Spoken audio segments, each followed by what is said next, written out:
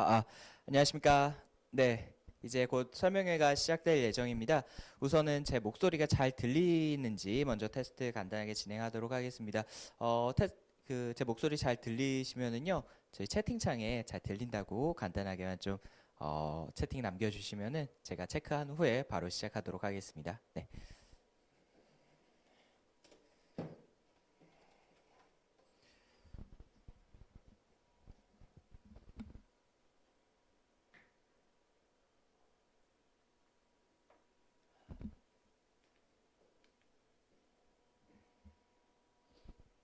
잘 안 들리시나요? 아무도 대답이 없으시네요. 제가 직접 한번 체크를 한번 해볼까요? 잠시만요. 잘 들리나요? 예, 감사합니다. 예, 김동현님, 감사합니다. 네, 그러면은 본격적으로 오늘 설명회 시작해 보도록 하겠습니다. 네, 시간이 참 빠른 것 같습니다. 저희가 작년에 이제 또 새해 첫 설명회를 진행을 하고, 작년 같은 경우에는 이제 코로나 때문에 또 정신없는 그런 1년을 보냈었던 것 같은데요. 어느덧 해가 바뀌어서 2021년이 밝았습니다. 또 2021년 어제 이제 하루를 처음 시작하고, 오늘 두 번째 날 이제 새해를 맞이하는 그런 기념으로 이제 설명회를 준비를 했는데요. 네, 꼭두 새해 정초부터 이렇게 설명회를 진행하게 돼서 한편으로는 이제 부담도 많이 되지만은 또 오늘 또 굉장히 많은 학부모님들께서 시청을 하러 와주셨습니다. 다시 한번 감사드리고요. 먼저 시작하기에 앞서서 이제 2021년 새해가 밝았으니까요. 저희 새해 인사 먼저 드리도록 하겠습니다. 네, 시청해주시는 학부모님들 다들 새해 복 많이 받으세요.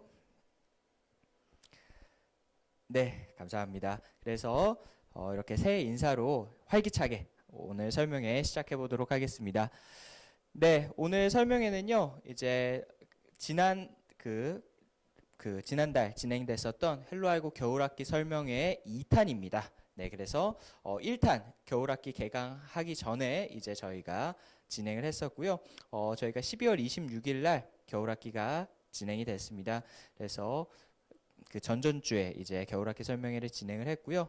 거의 한 4주 정도 만에 다시 여러분들을 찾아뵙는 것 같습니다. 그래서 오늘 설명회는요, 지금까지 헬로알고에서 진행하지 않았던 그런 새로운 프로그램에 대한 그런 설명회입니다. 그만큼 저희가 많은 준비를 했고요. 또 굉장히 유익한 내용들로 구성이 되어 있으니까요. 오늘 설명회 또 끝까지 많은 시청 부탁드리도록 하겠습니다. 네, 그러면은 오늘 설명회 본격적으로 시작해 보도록 하겠습니다. 오늘 설명의 주제는요, 입시 성공과 전공적 합성을 위한 특별한 프로젝트 교육이라는 주제를 가지고 헬로알고 겨울학기 설명회 2탄을 준비를 했습니다. 네, 1탄에서는 이제 세상의 변화 그리고 입시에 걸맞는 소프트웨어 교육은 무엇인가에 대해서 알고리즘 학습을 중심으로 저희가 풀어나갔다라고 하면은요, 오늘 설명회 같은 경우에는 학생들이 열심히 알고리즘 공부를 하고 난 이후에 정보올림피아드라든지 그런 경시를 준비하는 학생들도 많이 있겠지만은 보시는 것처럼 입시 성공과 전공적 합성을 준비하는 그런 측면에서는 이 프로젝트를 준비하는 것이 또 굉장히 중요합니다. 그래서 저희가 헬로알고에서는 또 어떤 차별화된 프로젝트들을 진행을 하고 있는지, 그 전에 프로젝트 교육이 왜 중요한지에 대해서 어머님, 아버님들 그리고 오늘 듣는 학생들에게 설명드리는 자리를 마련해 봤습니다. 네, 그래서 오늘 설명회 시작하기에 앞서 제 소개를 드려야 되겠죠. 네, 저는 헬로알고 잠실교육센터에서 원장을 맡고 있고 또 서울대학교 소프트웨어 교육 스타트업 코드윙즈의 대표를 맡고 있는 배민성입니다. 반갑습니다. 네, 그래서 이제 이렇게 온라인으로 설명회를 진행한 게 이제 1년여가 다 됐습니다. 처음에는 어색했는데요. 이제는 뭐 카메라 앞이 더 편한 것 같습니다. 어머님들도 아버님들도 처음에는 온라인 설명회 좀 가우뚱하셨을 텐데요. 이제는 집에서 이렇게 편하게 들으실 수 있으시니까 오히려 더 좋아하시는 것 같더라고요. 네, 그래서 오늘 설명회도 사실 이제 신년 연휴잖아요. 오늘 학생, 학부모님들 또 새해 우리 아이들의 소프트웨어 교육 어떤 방향성을 가지고 진행하면 좋을지 편안한 마음으로 들어주시면 감사드리겠습니다. 네, 그럼 본격적으로 오늘 설명회 시작해 보도록 할 텐데요. 네, 오늘 설명회 앞에서 말씀드렸던 것처럼 헬로알고에서 준비한 겨울학기 설명회 2탄입니다. 그래서 1탄에서 역시나 마찬가지로 굉장히 좋은 내용들로 저희가 꽉꽉 채워서 준비를 했으니까요. 혹시라도 1탄을 듣지 못한 학부모님들이 계시다면요. 오늘 설명회 쭉 들으시고 나서 저희 헬로알고 채널에 바로 앞에 들어가시면은 겨울학기 대개강 설명회라고 준비가 되어 있습니다. 그래서 그 녹화 영상 한번 또 쭉 시청해 주시면 좋을 것 같고요. 또 저희가 유튜브 채널 또 요즘에 많은 좋은 교육 자료들 많이 올려드리려고 하고 있거든요. 그러니까 구독과 좋아요도 꼭 좀 부탁드리겠습니다. 그래서 이게 또 구독자가 1000명이 넘는 게 또 이렇게 굉장히 유튜브 세계에서는 중요하다라고 하더라고요.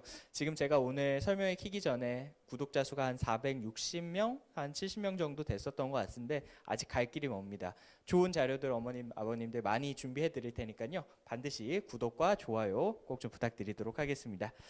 네, 그래서 2탄 준비했고요. 2탄이기 때문에 1탄을 듣지 못한 그런 지난 설명에 듣지 못한 학부모님들을 위해서 제가 앞에서 간단하게 핵심 정리 드리고 넘어가 보도록 하겠습니다. 네, 우선은 지난 시간 저희가 코로나라는 이 세상의 변화를 먼저 맞닥뜨려서 설명을 드렸습니다. 그래서 이 코로나라는 세상의 변화가 어떤 변화들을 만들어냈는지에 대해서 제가 쭉 한번 보여드리면서 이제는 정말로 이러한 세상의 변화가 말로만 4차 산업혁명이 아니라 우리 곁에 굉장히 다가왔구나 이런 부분들을 보실 수가 있었는데요. 네, 뭐 학생들 같은 경우에는 이제 비대면 수업으로 모든 수업들이 진행이 되고 있고 또 학부모님들께서는 온라인 쇼핑 또 좋아하시니까 이제 온라인 쇼핑 이제 많이들 이용을 하고 계시죠. 네, 그리고 아버님들, 어머님 근무하시는 분들 같은 경우에는 이제 재택근무가 이제 또 많이 진행이 되고 있습니다. 그래서 이런 재택근무도 세상의 큰 변화의 흐름이라고 볼 수가 있겠고요. 또 이렇게 헬로알고에서도 설명회를 이제 원래 학부모님들 모시고 학원에서 진행을 했었는데 지금은 이렇게 온라인으로 저희가 진행을 하고 있습니다. 그래서 이런 비대면 설명회도 요즘은 큰 트렌드 중에 하나가 이미 돼버렸죠. 그래서 코로나라는 이 여파가 세상에 많은 변화들을 불러오고 있는데요. 그 중에서 역시나 이러한 세상의 변화 속에서 입시도 변화하고 있다라는 점을 학부모님들께서는 결코 놓치시면은 안 되는 중요한 포인트다라고 말씀을 드릴 수가 있을 것 같습니다. 네, 기존에 이제 어머님, 아버님들 세대 때의 성공 방정식이라고 하면은 국어, 영어, 수학 흔히 얘기하는 국영수, 교과 중심으로 이제 공부만 하더라도 좋은 대학에 진학을 할 수가 있었고 또 그렇게 해서 좋은 직장에 취업을 함으로써 이제 3차 산업혁명 시대의 성공 방정식이었다라고 말씀을 드릴 수가 있겠는데요. 근데 이제는 시대가 변했죠. 코로나라는 그런 큰 충격 그리고 그로 인해서 우리가 말로만 이렇게 말씀드렸던 그런 4차 산업혁명이 이제는 현실로 다가왔다라는 점에서 이제는 우리 아이들의 세대 때는 성공 방정식이 바뀌어야 된다. 뭘로 바뀌어야 된다고요? 국영수는 당연히 기본이고 거기에 코딩이 들어가야 된다라는 그런 변화의 바람이 불고 있습니다. 그래서 4차 산업시대의 성공 방정식이라고 하면은 이제는 국영수뿐만 아니라 이제는 이런 코딩을 꼭 챙겨 주셔야 된다. 라는 점을 강조드렸었습니다. 근데 실제로 이게 사실은 지난 설명의 주제는 아니었어요. 지난 설명의 핵심은 그래서 이러한 변화하는 입시 제도 속 그리고 코딩의 그런 부상 속에서 우리가 아이들의 입시 성공을 위해서 어떤 소프트웨어 교육을 진행을 해야 되느냐가 주제였거든요. 그래서 입시 성공을 위한 두 가지 키워드라고 했을 때 이제 기초학업 역량 첫 번째로 내신을 잘 받아야 되겠죠. 그다음에 두 번째로 이제 전공 적합성, 비교과 활동을 함께 챙겨 주셔야 된다. 이것이 현재의 이제 입시를 좌지우지하고 있는 이 학종에서 학생부 종합전형에서의 성공 방정식이다. 이렇게 말씀을 드렸었습니다. 네, 그러면은 이 대학에서 원하는 전공 적합성이라는 것이 무엇이냐라고 했을 때 바로 알고리즘 역량이 이 컴퓨터 사이언스 역량 또 소프트웨어 관련 학과를 진학하려고 하는 학생들의 전공적 합성으로 가장 핵심 요소였다라는 것을 말씀을 드렸고요. 이거는 단순히 저희가 하는 말이 아니라 서정현 서강대 교수, 이제 소프트웨어 중심대학 단장님이시죠. 네, 단장님께서 이제 학생들의 선발할 때 학종이 됐든 소프트웨어 특기자가 됐든 학생들을 선발할 때 어떤 역량을 평가하느냐라고 했을 때 뭐 면접에서 학생들에게 문제를 제시하고 해결하는 과정을 평가한다. 즉 학생이 얼마나 코딩을 했느냐가 아니라 학생의 문제 해결 역량, 문제 접근을 논리적으로 진행을 할 수가 있는지 논리적 사고력과 창의력을 평가를 한다라고 되어 있고요.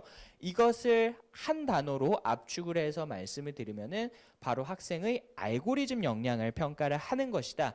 이렇게 말씀을 드릴 수가 있을 것 같습니다. 그래서 앞으로 변화하는 입시제도 속에서 또 큰 포션을 차지하고 있는 학생부 종합전형에서 기본적으로는 교과, 기초학습 역량은 기본입니다. 내신은 기본이고요.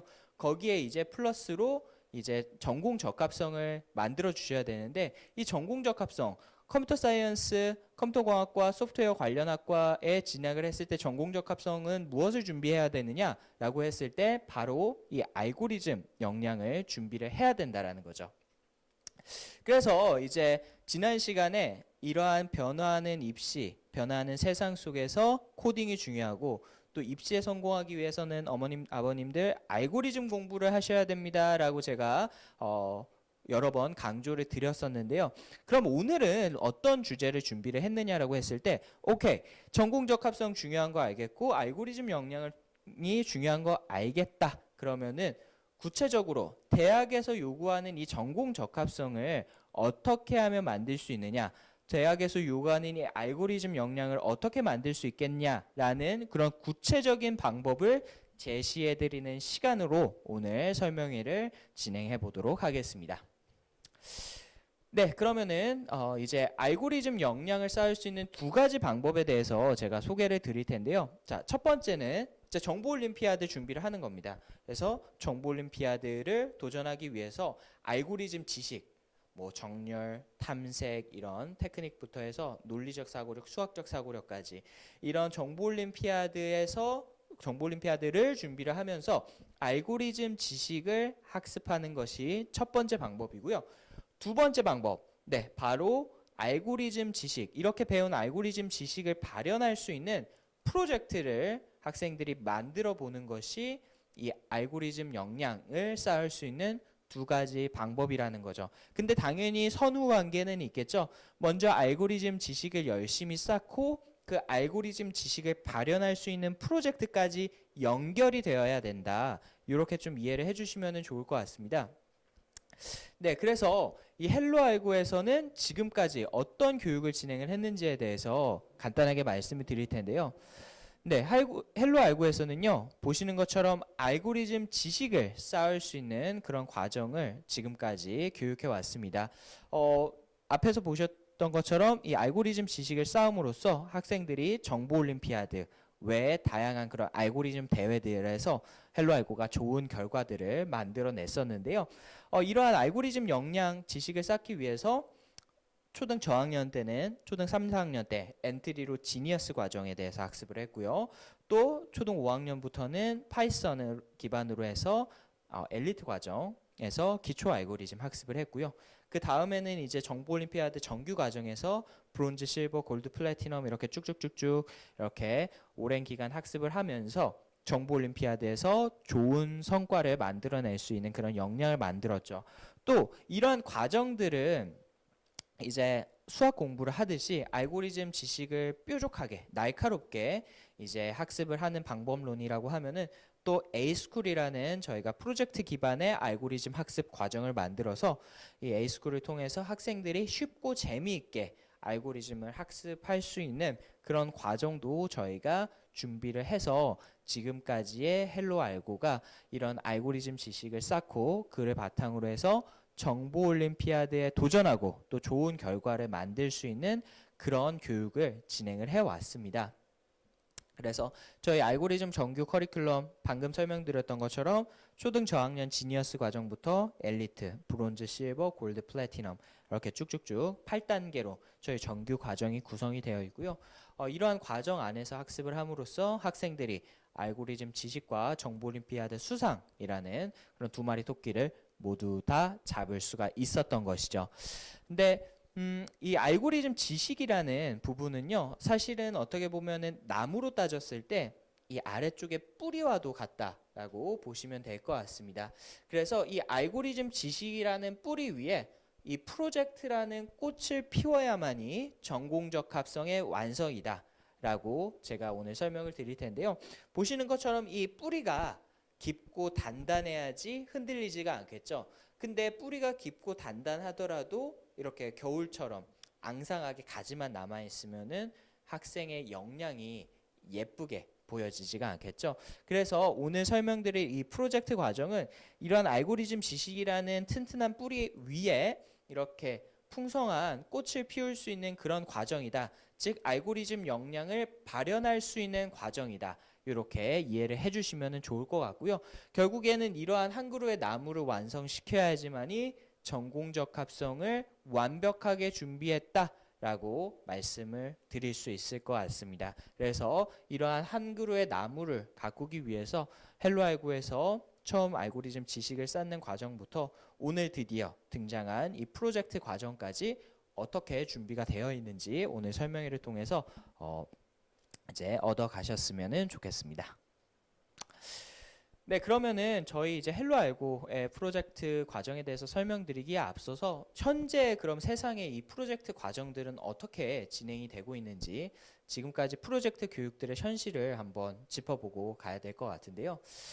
뭐 프로젝트라고 하면 소프트웨어 기반의 프로젝트라고 하면은 대표적으로 많이 등장하는 게 이런 아두이노, 뭐 드론, 3D 프린터 이런 교육들을 활용을 해서 이제 프로젝트를 만들어 나간다고 보통 이야기를 하고 있습니다. 그래서 이러한 교육들은 어떤 흥미 위주 또 단발성으로 학생이 쉽고 재미있게 할 수 있다라는 장점은 있지만은 반대로 체계적인 알고리즘 커리큘럼이 없기 때문에 또 역량이 쌓이지 않는 단발성 교육이기 때문에 학생의 역량을 차근차근 쌓아서 정말로 이걸 활용해서 입시에 써먹을 수 있느냐라고 했을 때는 아니다라는 거죠. 결국에는 이 소프트웨어 교육은 학생의 흥미 또 적성을 발굴해 나가는 과정으로서의 의미도 중요하지만은 적어도 헬로알고에서 또 오늘 설명회를 들으시는 학부모님들께서는 이 프로젝트를 그런 관점으로 바라보시지는 않으실 거라고 생각을 합니다. 궁극적으로 학생이 이렇게 열심히 공부를 해서 학생이 가고자 하는 소프트웨어 중심대학과 명문대 소프트웨어 컴퓨터공학과에 진학을 하기 위한 프로젝트 교육이 진행이 되어야 된다라고 생각을 하실 거라고 생각이 되고요. 그렇기 때문에 이러한 체계적이지 않은 커리큘럼 그리고 역량이 쌓이지 않는 단발성 교육이 아니라 정말 체계적으로 차근차근 세상이 원하는 대학이 원하는 그런 프로젝트 교육이 진행이 되어야 된다라는 것을 먼저 말씀드리고 싶었습니다. 그래서 결국에는 아까도 말씀드렸던 것처럼 핵심은 알고리즘 역량이거든요. 그러니까 어떤 프로젝트를 하던 간에 학생의 알고리즘 역량이 잘 갖춰져 있고 그걸 잘 드러낼 수가 있다라고 하면은 좋은 프로젝트가 될 수 있겠죠. 근데 대부분의 프로젝트들을 보면은 알고리즘 역량이 부재한 상태로 마치 수박 겉핥기 하듯이 프로젝트를 위한 프로젝트를 하고 있다. 이런 것이 가장 큰 문제점이라고 할 수가 있겠죠. 그래서 알고리즘 역량이 부재한 프로젝트는 단팥 없는 찐빵이다. 속빈 강정이다. 이렇게 말씀드릴 수가 있을 것 같습니다. 네, 그러면 세상이 진짜로 원하는 프로젝트는 무엇인가에 대해서 먼저 살펴볼 텐데요. 결국에는 저희가 세상이 원하는 프로젝트를 해야지 기업이, 대학이 원하는 그런 역량을 쌓고 이제 좋은 대학을 갈 수가 있겠죠. 그럼 세상이 진짜 원하는 프로젝트는 무엇인가라고 했을 때 저희가 이제 어머님, 아버님들께서 궁금해하실 만한 내용 세상에서 인정받은 그런 수상작들은 어떤 것들이 있는지 먼저 소개드리고 넘어가 보도록 하겠습니다. 네, 먼저 한국 코드페어 수상작을 분석을 해볼 텐데요. 한국 코드페어에 대해서 잘 모르시는 분들이 계실 것 같아서 한국 코드페어는 재작년까지는 원래 정보올림피아드 공모 부분이라는 그런 이름을 가지고 대회가 운영이 됐습니다. 근데 작년부터 정보올림피아드는 정보과학회 소속으로 이제 사기업 그 사설기관으로 넘어가게 됐고요. 이제 한국 코드페어는 분할을 해서 이제 과기정통부에서 정부에서 진행하는 그런 대회로 이렇게 분할이 됐죠. 네, 그래서 한국 코드페어 같은 경우에는 정보올림피아드 공모 부분, 즉 공모 프로젝트의 정보올림피아드다. 이렇게 이해를 해주시면 좋을 것 같습니다. 그래서 한국 코드페어의 수상작들에 대해서 한번 살펴볼 텐데요. 네, 먼저 한국 코드페어 2020년 작년이죠. 네, 초등부 수상작들 한번 살펴보도록 하겠습니다. 먼저 대상 받은 프로젝트는요.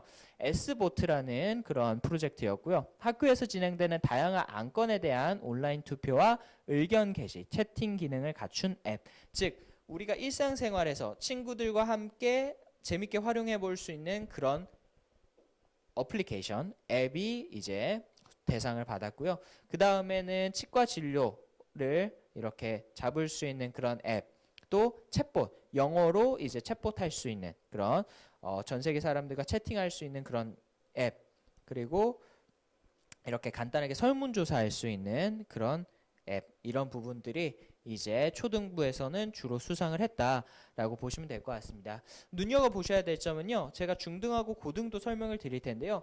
초등 수상작 중에서는 물론 뭐 아두이노 활용한 것들, 메이커 쪽 프로젝트들도 있지만은 웹과 앱에 관련된 그런 프로젝트들이 주를 이루고 있다. 요 점 기억해 주시면 좋을 것 같고요. 자, 두 번째로 이제 중등부 수상작 한번 살펴보도록 하겠습니다. 네, 첫 번째로는 이제 세이프암이라고 해서 모션 인식 기술을 사용을 해서 산업재해를 방지할 수 있는 앱. 그러니까 어머님들 영화 중에 아바타라는 영화 기억나시죠? 그래서 내가 가상 현실에 있고 가상 현실에서 이렇게 움직이면은 로봇이 따라서 이제 움직이는 거죠. 그래서 로봇이 대신 위험한 일을 함으로써 이제 안전하게 일을 할 수 있는 산업재해를 방지하는 그런 이제 시스템을 개발을 했다라고 보시면 될 것 같은데요. 이제 인공지능을 활용을 해서 이제 모션 인식을 통해서 이제 로봇 팔을 만들었다 이렇게 보시면 될 것 같고요. 또 금상받은 프로젝트 같은 경우에는요, 이제 데이터 구조를 빠르게 처리를 해서 격리 대상, 이제 코로나에서 격리 대상을 여부를 판단하는 애플리케이션, 데이터 사이언스와 관련된 내용들, 그리고 아무래도 작년에 워낙 코로나가 심했다 보니까 이제 코로나 관련된 그런 프로젝트들이 몇 가지 보입니다. 그래서 코로나 자가 격리하는 사람이 이제 쉽게 활용할 수 있는 그런 앱, 그리고 인공 생태계와 관련된 인공지능 앱, 그리고 열화상 카메라를 이용하여 블랙아이스가 이제 도로에서 이제 빙판길, 미끄러운 것 그런 것을 예방할 수 있는 그런 데이터 사이언스와 관련된 이런 작품들이 출품이 돼서 좋은 상을 받았고요.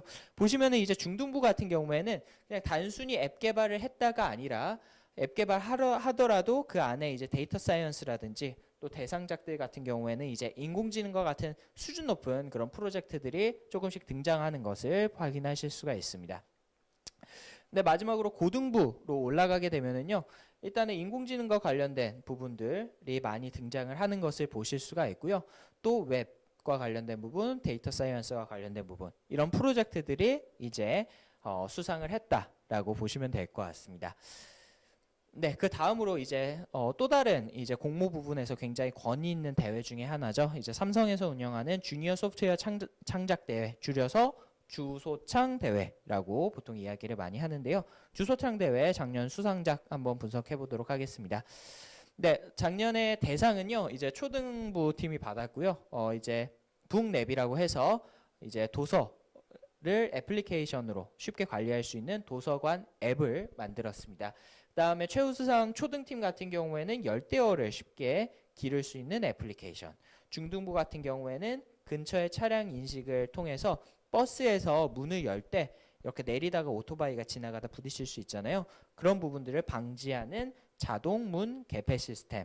그리고 이제 고등부 같은 경우에는 통학 차량 탑승 통학 차량 탑승 학생의 자동 출석 체크를 해주는 애플리케이션. 이렇게 앱과 관련된 그런 프로젝트를 진행을 하신 것을 확인을 하실 수가 있습니다. 그래서 이제 이렇게 저희가 한국 코드페어와 주소창 대회를 분석을 하면서 공통적인 그런 키워드들을 좀 발견할 수가 있었습니다. 그래서 세상에서 원하는 프로젝트가 무엇인가라고 했을 때 바로 세상에 답이 있었다라는 거죠. 어떤 프로젝트들이 주로 상을 받고 세상이 가장 필요로 했던 프로젝트였냐라고 했을 때 제가 크게 세 가지로 압축을 시킬 수가 있었습니다. 네, 그래서 소프트웨어 영역의 세 가지 핵심 분야라고 했을 때 웹사이트, 웹과 앱, 어플리케이션, 그리고 데이터 사이언스, 그리고 AI, 인공지능과 관련된 이 세 가지 영역에서 가장 많은 출품과 가장 많은 수상작들이 나왔다. 즉, 이 세 가지 분야가 세상에서 원하는 그런 핵심 분야다. 이렇게 말씀을 드릴 수가 있을 것 같습니다. 근데 더 중요한 거는요. 단순히 이렇게 웹과 관련된 웹 앱과 관련된 프로젝트, 데이터 사이언스와 관련된 프로젝트, 인공지능과 관련된 프로젝트로 끝나는 것이 아니라 그 안에 숨겨져 있는 밸류가 있어야 된다라는 거죠.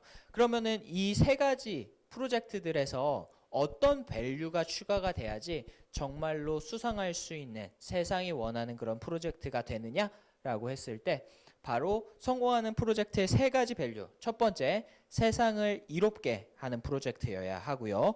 두 번째, 실생활에서 활용할 수 있는 프로젝트여야 하고요. 세 번째로 학생만의 창의적인 아이디어와 생각이 들어간 프로젝트여야 한다라는 거죠. 그래서 예를 들어서 학생이 굉장히 잘 만들었는데 세상을 이롭게 하는 것이 아니라 해롭게 한다라고 하면은 좋은 프로젝트라고 할 수가 없겠죠. 내가 열심히 잘 만들었는데 실생활에서 활용할 수 없는 그런 프로젝트다. 그것도 마찬가지로 좋은 프로젝트일 수가 없겠죠. 만약에 학생의 창의적인 생각이 아니라 다른 사람들 것을 이렇게 모방하고 베꼈다. 그건 역시 좋은 프로젝트라고 할 수가 없겠죠. 그래서 지금까지 수상한 프로젝트들의 종류를 쭉 살펴보니까 주로 웹과 앱으로 개발된 그리고 이제 데이터 사이언스와 관련된 인공지능과 관련된 프로젝트들이 많이 있었는데 그 안을 이렇게 들여다보니까 결국에는 세상을 이롭게 실생활에서 활용할 수 있는 또 학생만의 창의적인 프로젝트여야만이 최종적으로 세상에서 원하는 그리고 공모전에서 수상할 수 있는 그런 프로젝트가 되었다라는 것을 정리를 할 수가 있을 것 같습니다. 그리고 이 세 가지가요. 바로 오늘 여러분들께 말씀드릴 헬로알고 프로젝트 교육의 핵심이다. 이렇게 정리를 해서 말씀을 드리도록 하겠습니다.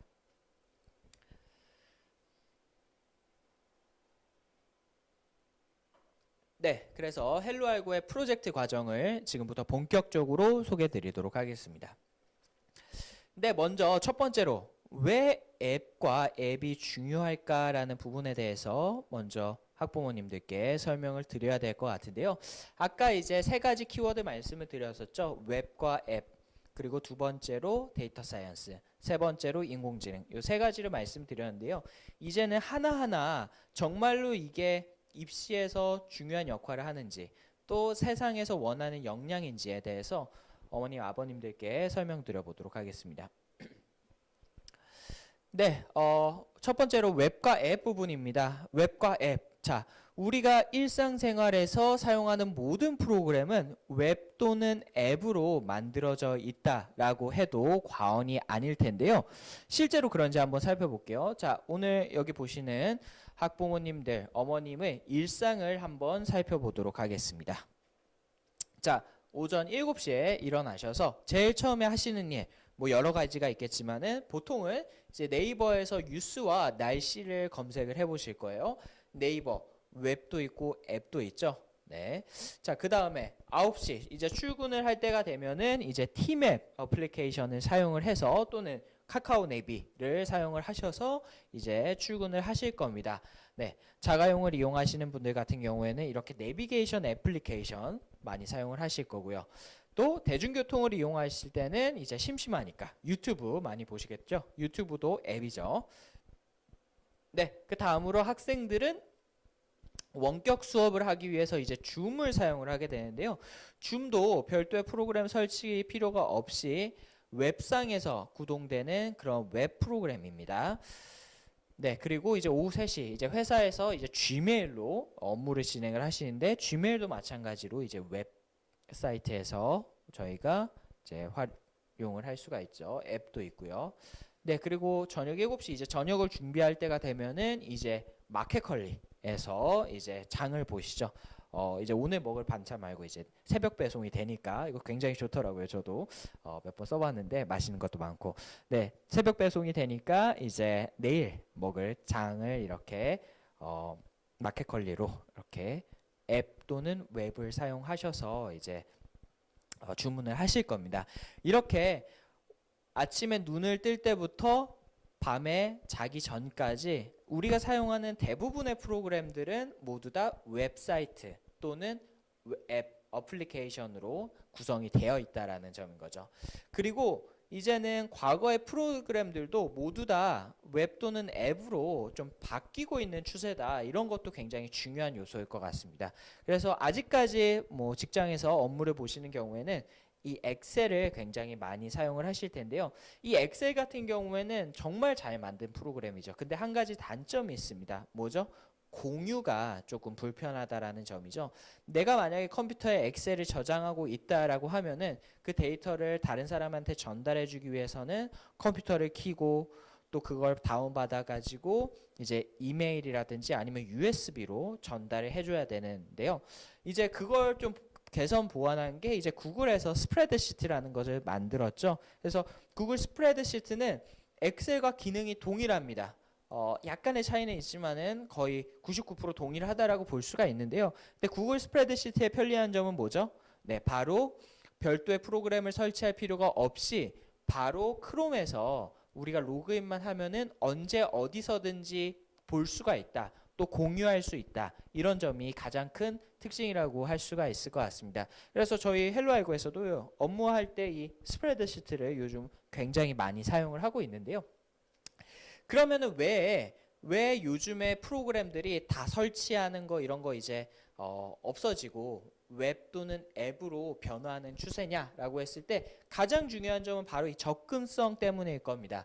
그래서 앞에서 스프레드시트와 엑셀을 비교해 드렸던 것처럼 웹사이트와 어플리케이션이 접근성이 굉장히 좋기 때문에 특히나 스마트폰이 등장하고 나서 이 모바일 생태계가 꾸려지면서 접근성이 굉장히 좋기 때문에 이제 요즘에 대부분의 프로그램들은 설치하는 그런 번거로운 프로그램이 아니라 모두 다 웹사이트나 앱으로 운영이 되고 있다라고 보시면 될 것 같습니다. 그래서 우리가 세상을 이롭게 하는 새로운 시도들이라고 했을 때 대표적으로 실리콘밸리 기반의 그런 스타트업들, 또 지금 보시는 페이스북, 구글, 아마존, 네이버 같은 이름만 들으면은 알 수가 있는 유명한 IT 기업들 모두 다 어디에 기반을 두고 있죠? 바로 웹사이트와 애플리케이션에 기반을 두고 있다. 페이스북도 웹사이트였죠. 구글 검색 엔진 당연히 웹사이트였고요. 아마존 같은 경우에도 처음에 이제 서점을 했을 때 웹사이트로 운영이 됐었고, 네이버 뭐 말할 것도 없죠. 웹사이트에서 다 처음 출발을 했습니다. 그래서 이러한 새로운 세상을 이롭게 하는 새로운 시도들이 모두 다 웹사이트 또는 애플리케이션에서 진행이 되고 있고, 그런 가장 큰 이유는 바로 접근성이 좋기 때문이다. 이렇게 해석을 할 수가 있는 거죠. 그리고 이러한 웹사이트와 애플리케이션을 또 가장 잘 만들 수 있는 프로그래밍 언어 중에 하나가 바로 파이썬 언어입니다. 그래서 제가 이 파이썬을 말씀을 드리는 이유는 이 헬로알고에서 오늘 준비한 설명에 파이썬 프로젝트 과정이거든요. 그래서 앞으로 파이썬이 왜 많이 사용이 되는지에 대해서 뒤쪽에서 쭉쭉쭉 설명드릴 거예요. 그래서 이 파이썬 같은 경우에도 이 웹과 앱을 가장 잘 만들 수 있는 그런 프로그래밍 언어이다. 그렇기 때문에 우리가 프로젝트 과정 같은 경우에도 파이썬으로 진행을 한다라는 점을 미리 말씀드리도록 하겠습니다.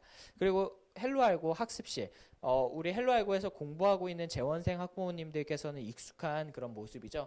그래서 헬로알고의 학습실 같은 경우에도 저희가 파이썬으로 개발을 했습니다.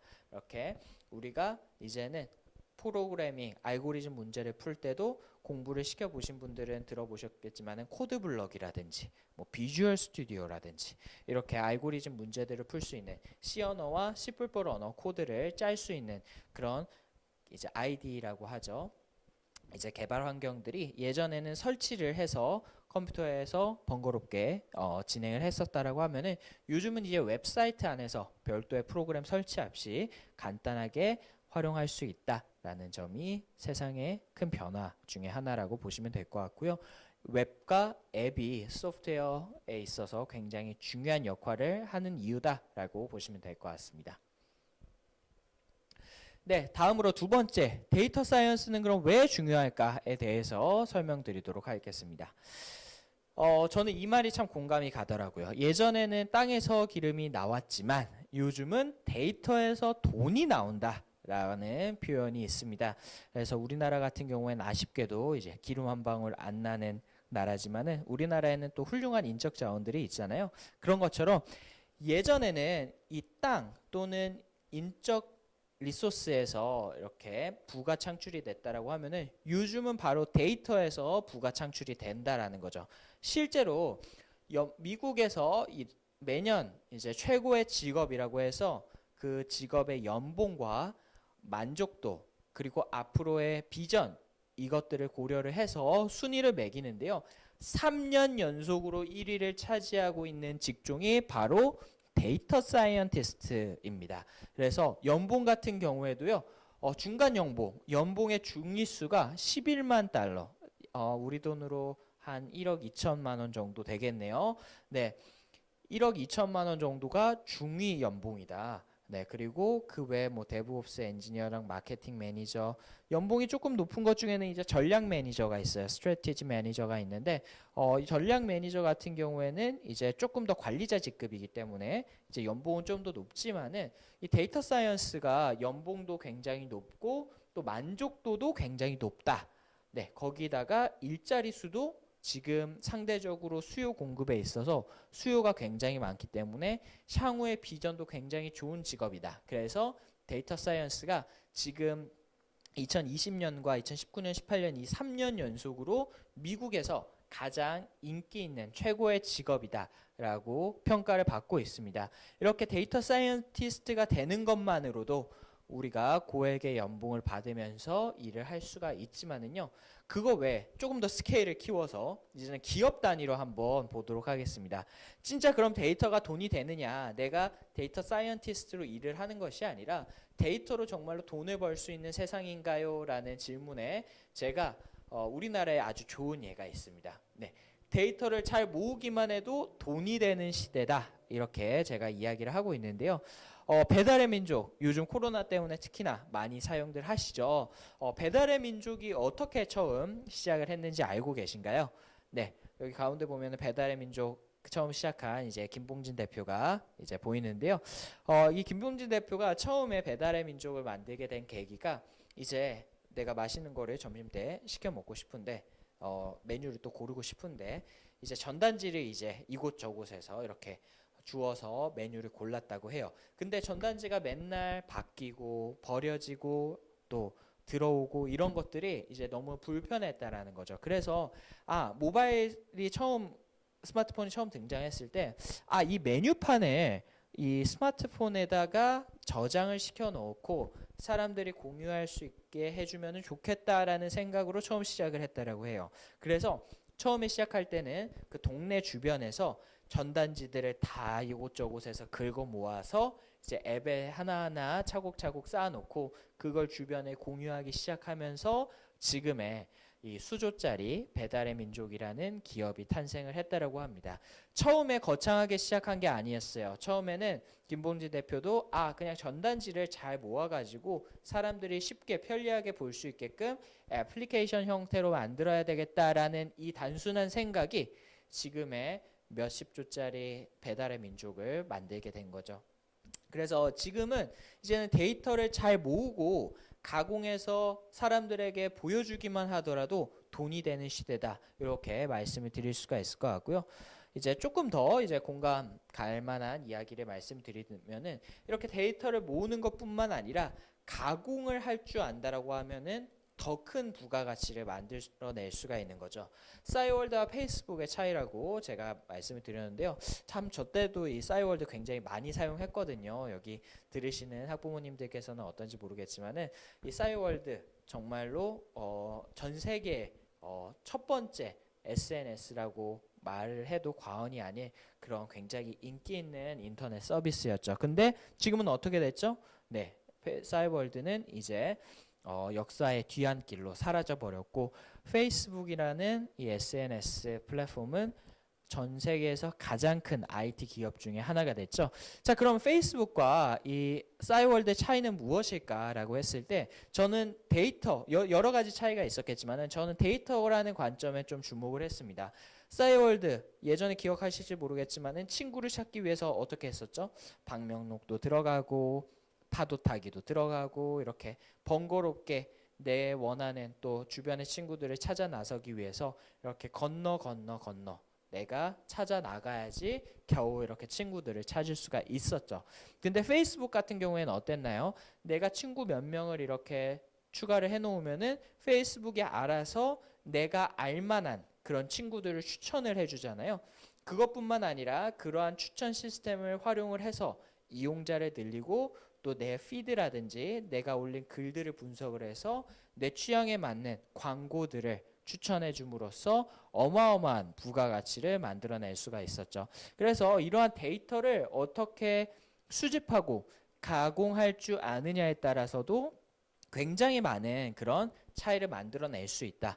이렇게 볼 수가 있을 것 같습니다. 그러면 이 데이터 사이언스라는 것이 왜 갑자기 이렇게 주목을 받게 됐느냐라고 했을 때 사실 이 데이터 사이언스라는 게 어려운 게 아니거든요.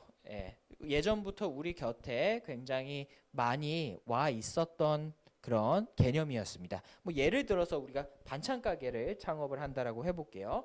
네, 그러면은 먼저 우리가 상권에 대해서 조사를 해야 되겠죠. 그 뭐죠? 데이터를 이렇게 수집을 하는 겁니다.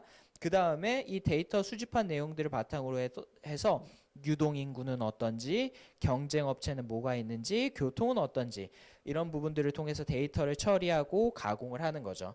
그리고 여기가 목이 좋겠다 이렇게 딱 집어서 이제 가게를 세우면은 그것이 바로 이제 데이터 분석이 되는 겁니다. 그래서 이렇게 데이터 사이언스라는 것이 이미 우리 일상생활에서 항상 이제 활용이 돼 왔었던 그런 개념입니다. 근데 갑자기 부상을 하게 된 이유는 이제 바로 이 스마트폰이 가져다 준 이 빅데이터 세상이 도래를 했기 때문인데요. 스마트폰이 등장을 하면서 우리 일상 안에 내 손 안에 디바이스가 들어오게 되고 그러면서 굉장히 많은 데이터들이 이제 쌓이기 시작을 한 거죠. 그래서 이러한 데이터들을 잘 가공하고 분석하기 위해서 빅데이터를 분석하기 위해서 어쩔 수 없이 컴퓨터를 사용할 수밖에 없었다. 왜? 빅데이터, 데이터의 양이 워낙 많다 보니까 이제는 빅데이터를 분석하기 위해서 사람이 손으로 했었던 게 아니라 컴퓨터가 데이터를 분석을 하는 시대가 오게 된 거고요. 그래서 이 소프트웨어 분야, 이 코딩, 이 정보라는 이 분야에 있어서 데이터 사이언스라는 그런 하나의 분야가 굉장히 크게 부상을 하기 시작을 한 것입니다.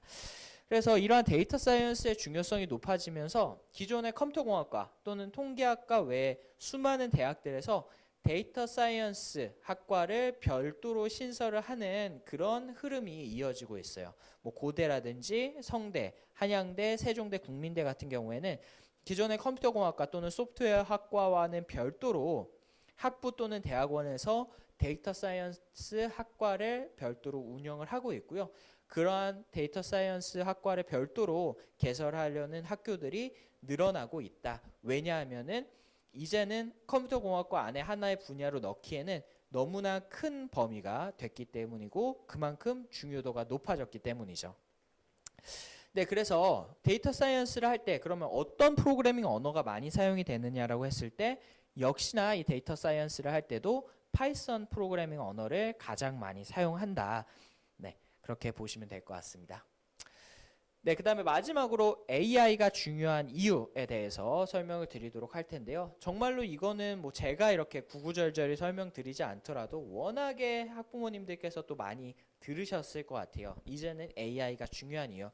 네, 인공지능을 사용할 줄 아느냐 모르느냐가 앞으로의 계급을 결정할 것이다. 네.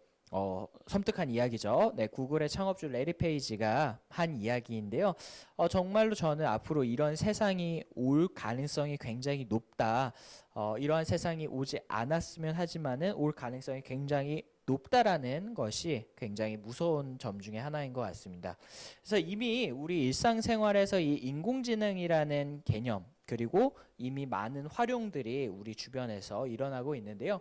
뭐 몇 가지 예를 들어서 설명드리면은 이제 클릭을 한번 했을 뿐인데 내가 보고 싶은 영상들을 추천 영상으로 착착착착 보여주는 유튜브 알고리즘, 말도 많고 탈도 많은 유튜브 알고리즘이 대표적인 이제 인공지능의 예시라고 볼 수 있을 것 같고요. 또 헤이 빅스비, 네, 삼성 스마트폰 쓰시는 분들 같은 경우에는 많이 사용하시죠. 그래서 우리가 음성 인식 서비스 같은 경우에도 이제 인공지능을 활용한 예시이고요. 또 우리가 이제 얼마 안 있으면은 정말로 상용화가 될 것 같아요. 이제 자율주행 자동차, 사람 없이 주행하는 자율주행 자동차 같은 경우에도 인공지능을 활용한 그런 서비스가 되겠죠. 그래서 이제는 우리 일상에서 이 인공지능을 활용한 서비스들이 굉장히 많아지고 있고요. 이제는 인공지능을 쓰지 않으면은 좀 이상해 보일 정도로 그렇게 산업이 빠르게 개편이 되고 있습니다. 그리고 이러한 인공지능들을 활용을 해서 또 막대한 돈을 벌어가고 있는 그런 초대형 IT 기업들이 이제 속속들이 등장을 하고 있는데요. 이 앞으로의 인공지능이 바꿔놓을 여러 가지 변화들이 있겠지만은 저는 오늘 이 일자리 생태계에 대해서 좀 초점을 가지고 말씀을 드리고 넘어가 보도록 하겠습니다.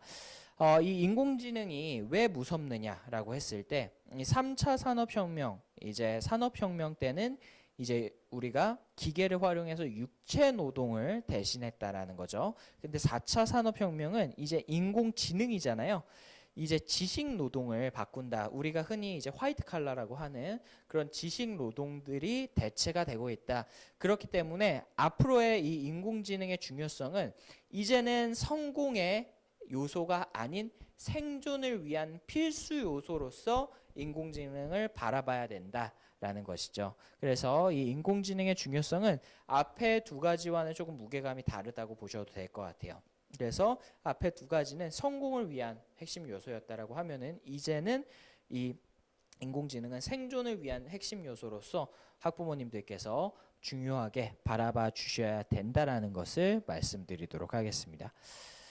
네, 그리고 역시나 이러한 인공지능을 가장 잘 다룰 수 있는 언어가 파이썬입니다. 제가 괜히 파이썬을 이렇게 추천드리기 위해서 이야기를 하는 것이 아니라요. 실제로 웹 개발, 앱 개발할 때 웹 개발, 앱 개발은 경쟁자들이 사실 조금 있어요. 근데 이제 데이터 사이언스라든지 아니면 인공지능을 개발할 때는 이 파이썬 언어가 가장 대중적이고 많이 활용이 되고 있다라는 것은 팩트입니다. 그래서 이 인공지능 역시 파이썬 언어를 활용을 해서 이제 개발이 많이 진행이 되고 있습니다. 네, 그래서 오늘 이 세 가지 핵심 주제, 웹, 앱, 그리고 데이터 사이언스와 인공지능 이 세 가지 핵심 주제와 이 파이썬이라는 프로그래밍 언어를 가지고 제가 이 프로젝트 과정을 설명을 드리는 이유가요. 바로 이 앞으로의 소프트웨어 산업에 있어서 가장 핵심이 될 분야와 프로그래밍 언어이기 때문입니다. 그래서 결국에는 이 웹앱, 데이터 사이언스, 이 인공지능은 기업과 대학에서 원하는 핵심 역량이 될 수밖에 없고요. 그럼 반대로 우리가 이러한 기업에 취업하기 위해서 이러한 대학에 진학을 하기 위해서 그들이 원하는 역량, 대학에서 원하는 이 전공 적합성이라는 것을 준비를 할 때 어떤 관점에서 알고리즘과 프로젝트를 준비를 해야 되느냐라고 했을 때 바로 알고리즘 역량을 기초로 한 파이썬 기반의 웹앱, 데이터 사이언스, 인공지능 프로젝트를 만들어 나가야만이 전공 적합성을 완성을 할 수가 있다라는 의미입니다. 네, 그러면은 이렇게 왜 헬로알고에서 데이터 사이언스와 인공지능, 웹과 앱을 파이썬으로 개발하고자 하는지에 대해서 이제 충분히 설명드렸다고 생각이 되고요. 그럼 본격적으로 헬로알고에서 이번에 준비한 이제 파이썬 프로젝트 과정에 대해서 설명드리도록 하겠습니다.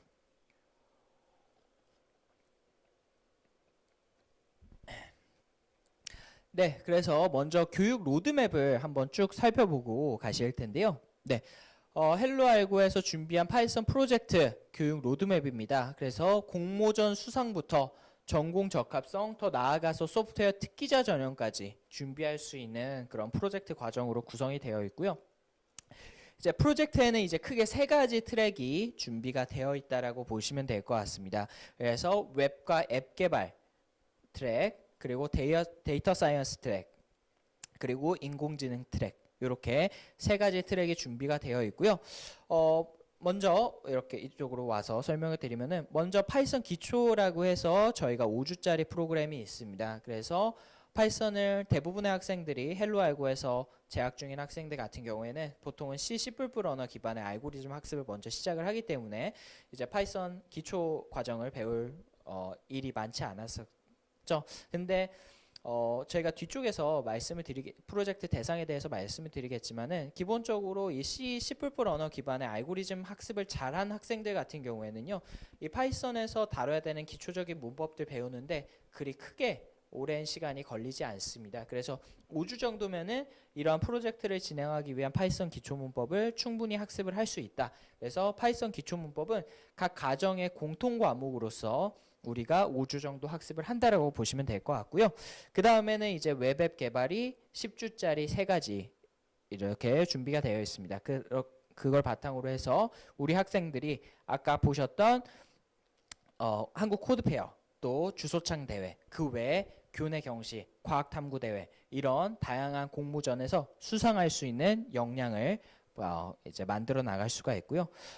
그 다음으로 이제 데이터 사이언스 쪽에 이제 관심 있는 친구들 같은 경우에도 마찬가지로 데이터 사이언스 각각의 10주짜리 과정 세 가지를 통해서 이제 교내 경시라든지 이제 교과, 세특, 특히나 이제 고등학생들 같은 경우에는 이제 생기부 관리를 해야 되잖아요. 그때 본인의 알고리즘 역량을 발현함으로써 보여줄 수 있는 중요한 그런 프로젝트 과정 중에 하나가 이 데이터 사이언스 과정이다라고 보시면 될 것 같습니다. 그 다음에요, 이 인공지능 과정은 특이하게도 이 파이썬 기초를 하고 나서 바로 갈 수 없고요. 이 데이터 사이언스 과정 30주를 거치고 그 다음에 인공지능 과정을 10주짜리 세 가지를 이제 밟아 나가는 그런 트랙이다라고 보시면 될 것 같습니다. 그래서 이 인공지능 트랙 같은 경우에는요, 끝나고 나면은 이제 R&E, 이제 리서치 페이퍼 연구 논문 작성하는 그런 연구 과제라든지 아니면 소프트웨어 특기자를 준비할 수 있는 그런 수준 높은 프로젝트 또는 소논문, 연구 논문들을 작성할 수 있는 그런 과정이다라고 보시면 될 것 같습니다. 그리고 밑에 보시면은 영재과고 인공지능 단기 특강이라고 되어 있는데요. 저희가 이번 방학 동안에 이제 영재학교 과학고 재학생들 또는 뭐 준비를 하고 있는 학생들 중에서 역량 있는 친구들을 대상으로 해서 이제 8주 동안에 이제 뭐 뒤쪽에서 설명드리겠지만 전체 이제 과정은 이번에는 6주로 설계가 됐습니다. 8주 동안에 이제 이 인공지능 과정 세 가지를 압축해서 학습을 하고 그 다음에 이번에 영재 과고에 그 봄학기부터 들어갔을 때 본인들이 이제 이 역량을 바탕으로 해서 인공지능과 관련된 그런 연구 과제들을 해결해 나갈 수 있는 그런 기초 역량을 단기 특강 형태로 이제 저희가 또 별도로 구성을 했습니다. 그래서 저희가 이 과정을 별도로 구성을 한 이유는요. 실제로 헬로알고에서도 영재학교 과학고 학생들이 많이 다니고 있고 또 그런 학생들이 굉장히 프로젝트 관련해서 또 R&E 연구 과제 관련해서 많이 문의를 주고 계세요. 뭐 헬로알고 같은 경우에는 워낙 이제 강사진이 대부분 다 서울대, 카이스트, 고려대, 뭐 성균관대 이런 석박사급의 그런 이제 멘토분들이 지도를 해주시다 보니까 이제 R&E라든지 이런 부분들에 대해서도 지도를 또 많이 해주고 계신데요. 이제 영재학교 과학고 학생들이 이 소프트웨어 분야로 R&E를 했을 때 가장 많이 하는 주제 중에 하나가 바로 인공지능입니다. 근데 사실 학교에서 인공지능을 제대로 가르쳐 주지 않거든요. 그래서 우리가 전문성을 가지고 인공지능과 관련된 부분을 영재학교 학생들, 과학고 학생들 바쁘니까 이제 방학 동안에 인텐시브하게 우리가 딱 떼고서 이제 학교에 갔을 때 그 기초 역량을 바탕으로 해서 연구 과제를 할 수 있는 그런 교육 과정을 마련을 하자. 그래서 만든 과정이 이 단기 특강이라고 보시면 될 것 같습니다. 뒤쪽에서 좀 더 자세하게 설명드리도록 하겠습니다. 그래서 전체적으로 이제 총 한 90주 정도 되는 과정인데요. 트랙별로는 이제 30주, 그러니까 한 반년 조금 넘는 과정이라고 생각을 해주시면 됩니다. 그래서 기초 역량이 알고리즘이 충분히 갖춰져 있는 학생들 같은 경우에는 이 각각의 트랙들을 밟아 나가면서 공모전 수상, 뭐 교내 경시라든지 생기부 관리, 그리고 R&E랑 특기자 전형까지 준비를 할 수 있는 그런 과정이 이번에 헬로알고에서 준비가 된다라고 이해를 해주시면 좋을 것 같아요. 그럼 각각의 세부 과정에 대해서 좀 더 자세하게 설명드리도록 하겠습니다. 네, 먼저 첫 번째로 이제 파이썬 기초 과정인데요. 이제 파이썬 기초 과정은 이제 총 5주짜리 프로그램입니다. 근데 여기서 이제 교육 대상에 대해서 제가 먼저 짚고 넘어가 보도록 하겠습니다. 일단은 기본적으로 오늘 준비한 설명회에서요, 핵심적인 부분은 이제 어느 정도 알고리즘 역량이 갖춰져 있는 학생들을 대상으로 해서 수준 높은 프로젝트 교육이 진행이 된다라고 보시면 될 것 같아요. 그래서 아까 알고리즘 역량이 없는 프로젝트는 속빈 강정이다 이렇게 말씀을 드렸잖아요. 그렇기 때문에 프로젝트를 열심히 또 하고 싶은 그런 친구들 같은 경우엔 또 저희가 반드시 좀 기초적인 알고리즘 역량을 쌓고 오시라라고 말씀을 많이 드리고 있어요. 그래서 이제 헬로알고에서도 헬로알고 기준으로 이제 골드 2 이상 과정을 밟아 나가고 있는 학생들을 주로 대상으로 해서 이 프로젝트 과정을 운영을 하려고 합니다. 그리고 헬로알고가 이제 국제학교 학생들도 비중이 굉장히 높아지고 있거든요. 이제 국제학교 학생들도 이 프로젝트 과정에 굉장히 관심들을 많이 가지고 계신데요. 저희가 항상 학부모님들께 말씀드리는 것 중에 하나가 프로젝트와 유사코 미국 정보올림피아드의 우선순위를 놓고 봤을 때 유사코 미국 정보올림피아드에서 적어도 브론즈 이상을 획득하고 프로젝트로 넘어가는 것이 시간을 절약할 수 있는 방법이다라고 말씀을 드리고 있어요. 왜냐하면은 어떠한 프로젝트를 하든지 간에 학생이 기본적으로 이 소프트웨어와 이 알고리즘에 대한 배경 지식이 있어야만이 본인이 주도적으로 더 빠르고 더 잘 프로젝트를 만들어 나갈 수가 있거든요. 그래서 기초가 없는 프로젝트는 없다라고 생각을 해주시고 이 헬로알고에서도 골드 2 이상 과정에 있는 학생들이 주요 대상이다. 학년은 사실 크게 관련이 없어요. 학년은 뒤쪽에서 단계별로 조금씩 차이가 있고요. 이 알고리즘 기초 역량이 갖춰져 있는 또 그에 준하는 학생들이 주요 대상이다라고 이해해 주시면 좋을 것 같습니다. 그래서 교육 과정은 이제 일주일에 한 번 3시간 수업이고요. 이제 5주 동안에 이제 파이썬 기초를 다지게 됩니다. 그래서 주요 학습 내용은 파이썬 기초 문법과 이 파이썬 기초 문법을 활용한 간단한 프로젝트들 만들어 보는 그런 과정들로 준비가 되어 있고요. 결국에는 이 과정의 목표는 이러한 기초 학습을 통해서 웹 앱 개발, 또 데이터 사이언스, 인공지능을 학습을 하기 위한 기초적인 간단한 파이썬 문법 학습이다. 이렇게 이해를 해주시면 좋을 것 같습니다. 그럼 본격적으로 이제 웹 앱 개발 과정에 대해서 설명드리도록 할게요. 네, 웹앱 개발 과정 총 레벨 1, 2, 3 세 가지로 구성이 되어 있고요. 먼저 파이썬 기초 파이썬 이제 프로젝트 기초 과정 이수한 학생, 그리고 헬로알고에서 골드 2 이상 초등학교 5학년 이상의 학생들의 대상으로 진행하는 교육 과정입니다. 그래서 레벨 1 10주 동안에 이제 학습을 하게 되고요. 주요 학습 내용은 웹 개발 기초, 그리고 웹 프론트 개발 뒤쪽에서 설명드릴 겁니다. 웹 프론트 개발, 그래서 HTML, CSS, 자바스크립트에 대한 그런 학습이 진행이 되게 되고요. 이걸 통해서 간단하게 이제 서버 없는 홈페이지를 개발해 볼 수 있는 과정이 10주 동안 진행이 될 예정입니다. 네, 그 다음에는요, 이제 레벨 2입니다. 레벨 1 과정을 이수한 학생이 이제 학습을 하는 과정이고요. 이제 마찬가지로 10주 동안의 과정을 진행을 하게 됩니다. 그래서 주요 학습 내용은 이제 파이썬 플라스크 프레임워크를 이용해서 웹 백엔드 서버 개발을 하는 거라고 적혀져 있는데요.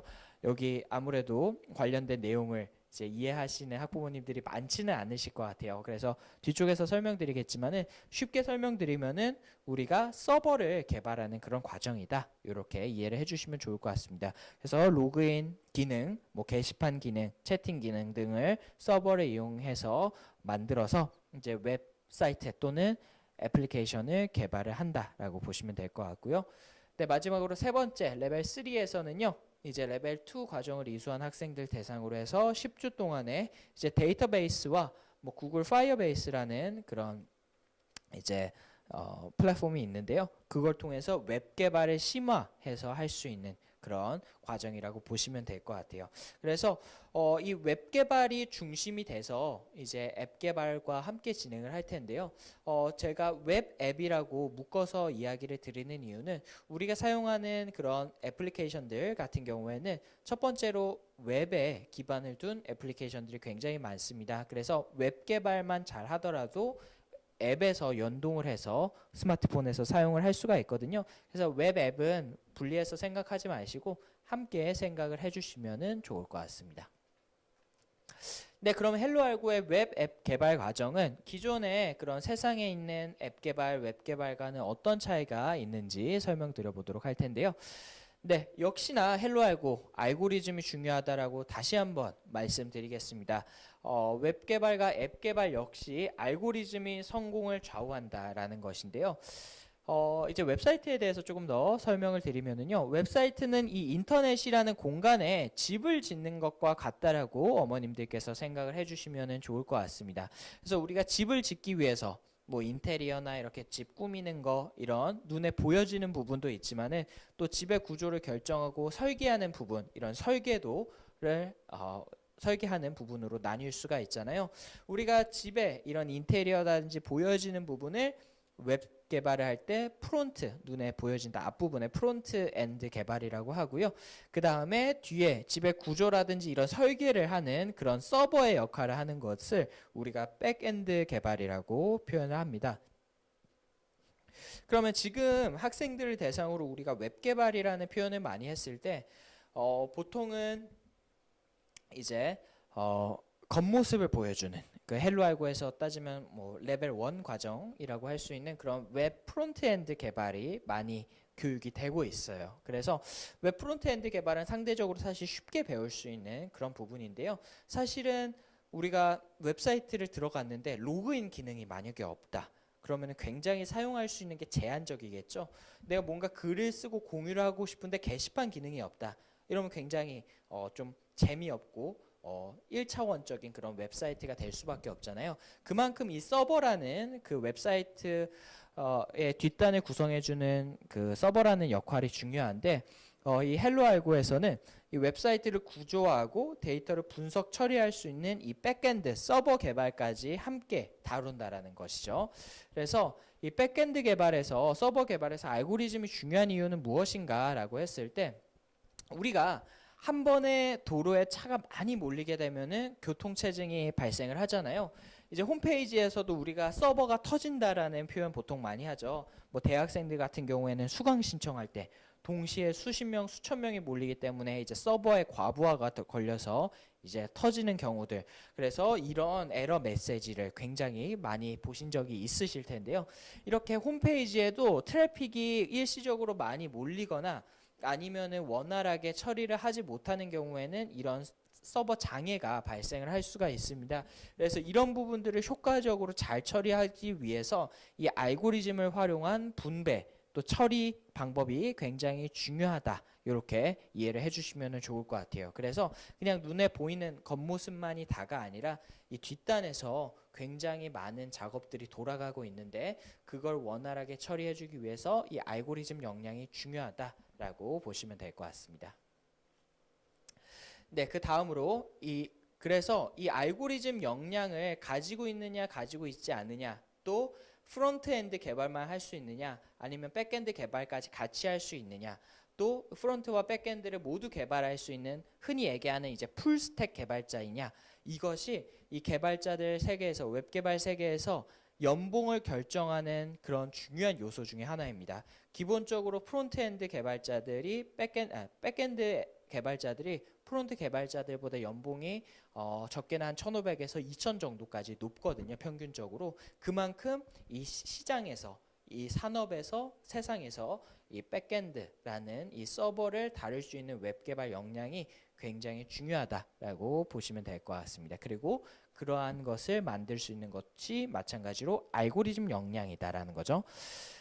네, 그러면 이제 헬로알고에서 웹앱 개발 과정을 배우면은 무엇을 만들 수 있을까에 대해서 한번 살펴볼 텐데요. 헬로알고의 이 파이썬 프로젝트 과정에서는 이제 틀에 박힌 웹사이트 또는 앱 어플리케이션이 아니라 학생의 생각, 알고리즘이 녹아 들어가 있는 본인만의 프로젝트들을 개발을 하게 됩니다. 그래서 몇 가지 예시를 보여드릴 텐데요.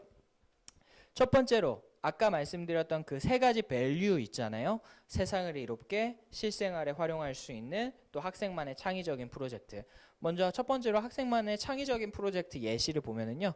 이제 우리 반 SNS, 소셜 네트워크 만들기. 그래서 반별로 사진이나 동영상, 과제 등을 공유할 수 있는 그런 웹사이트나 애플리케이션을 만들 수 있다. 마치 인스타그램이나 클래스팅처럼요. 네, 두 번째로 이제 실생활에 활용할 수 있는 프로젝트 예시인데요. 이거는 이제 과제 또는 가정통신문 알림이입니다. 그리고 이 애플리케이션을 실제로 저에게 개발을 해서 이제 이번에 선린 인터넷고등학교 특별전형에서 합격한 포트폴리오입니다. 그래서 학교에서 나오는 과제나 가정통신문 공지사항 등을 스마트폰 푸시 알람으로 이렇게 우리가 알림이 이제 스마트폰에서 뜨잖아요. 이러한 푸시 알림으로 보내주는 그런 애플리케이션을 개발할 수가 있게 되고요.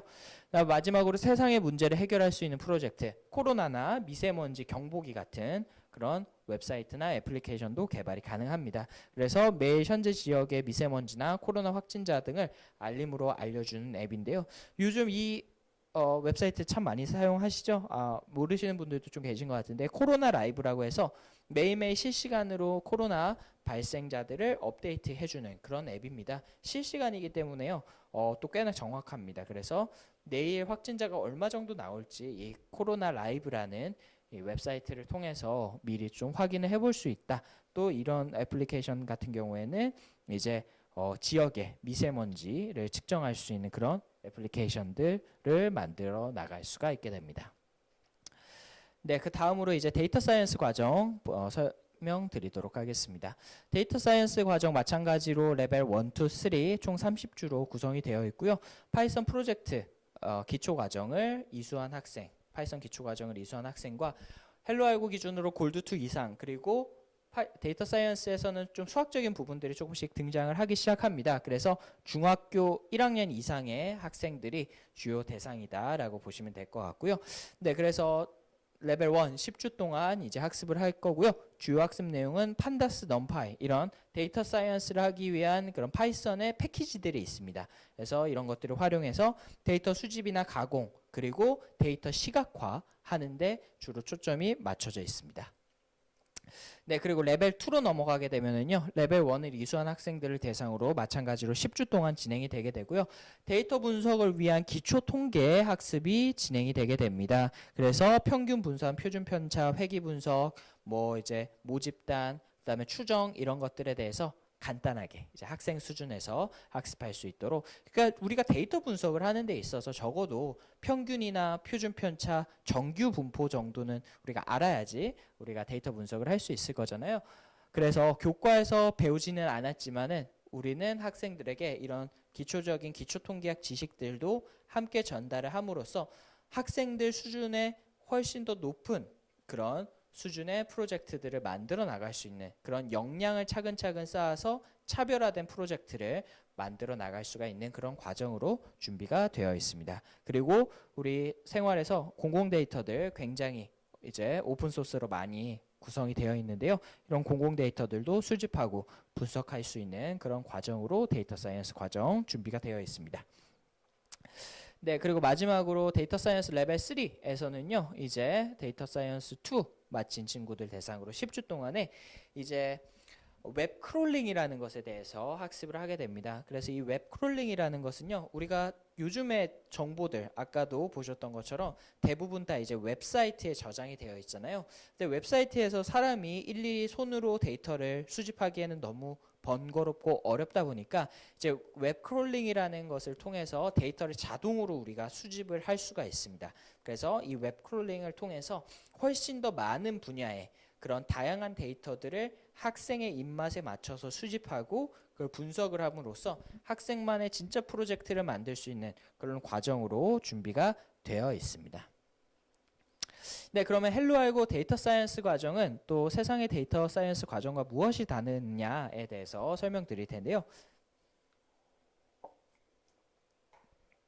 네, 헬로 알고 데이터 사이언스 과정 첫 번째 차이점은 일단은 실생활, 교과에서 활용할 수 있는, 적용할 수 있는 데이터 분석을 통해서 학생의 진짜 전공 적합성을 만든다라는 점입니다. 언뜻 보면 뭐 당연한 얘기처럼 들리실 수가 있는데요. 기존의 데이터 사이언스 커리큘럼들을 이렇게 찬찬히 이렇게 검색해서 살펴보시면은요. 기본적으로 이 데이터 사이언스라는 이 분야 자체가 학생들 눈높이에서 진행되는 교육이 많지 않습니다. 그래서 대부분 다 성인 중심으로, 대학생들 중심으로 커리큘럼이 구성이 되어 있기 때문에 아까 말씀드렸던 그런 교과에서 배우지 않은 개념들, 뭐 기초통계학 개념들이라든지 이런 개념들이 이미 선수 지식으로 포함이 돼서 과정으로 구성되어 있는 경우들이 많이 있고요.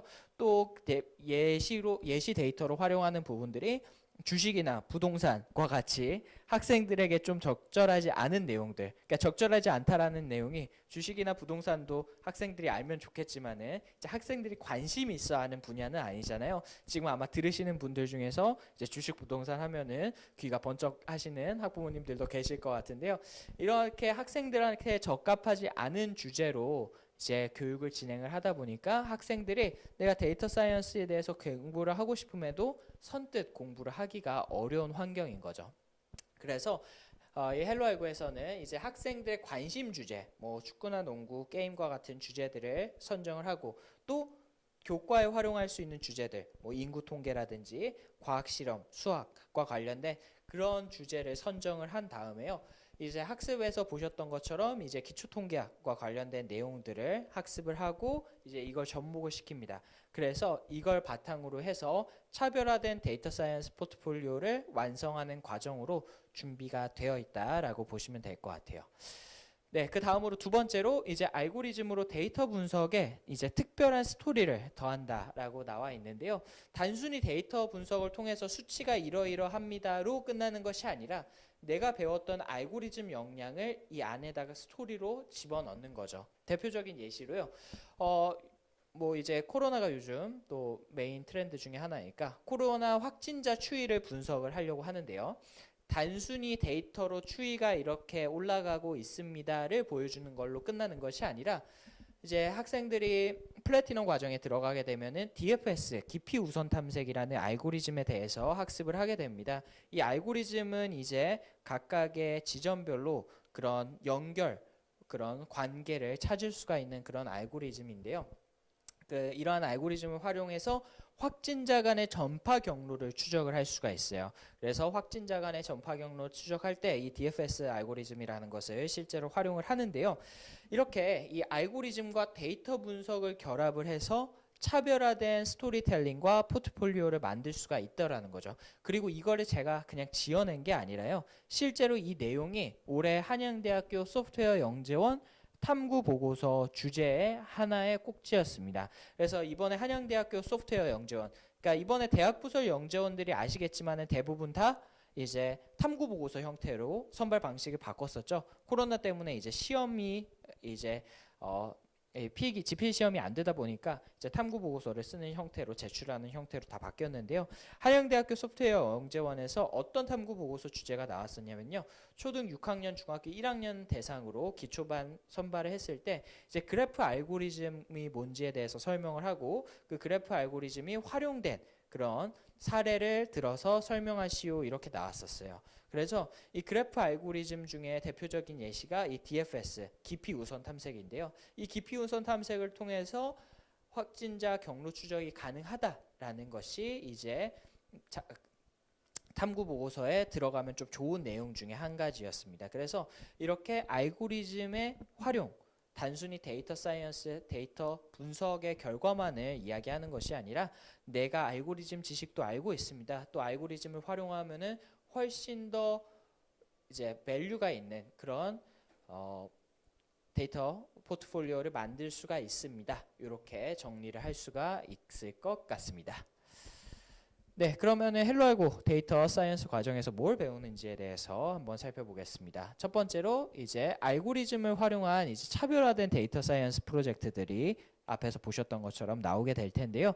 이제 첫 번째로 학생만의 창의적인 프로젝트. 아까 말씀드렸던 것처럼 학생이 관심 있어 하고 학생이 좋아하는 그런 데이터가 기반이 돼서 프로젝트가 진행이 될 겁니다.